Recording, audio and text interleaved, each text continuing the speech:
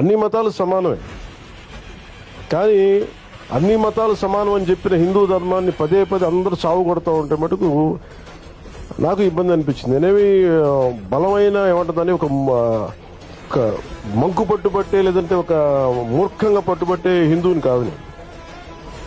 అన్ని మతాలు బాగుండాలని కోరు, అది నా ధర్మం చెప్పింది.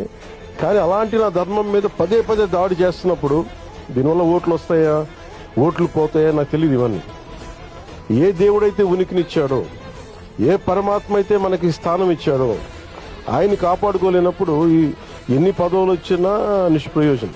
పైగా ఇంకోటి పొలిటికల్ గా కూడా మిగతా మతాల మీద దాడి జరుగుతున్నప్పుడేమో మనం వెనకేసుకొస్తాం. హిందూ ధర్మం మీద దాడి జరుగుతున్నప్పుడు ఒకళ్ళు మాట్లాడరు.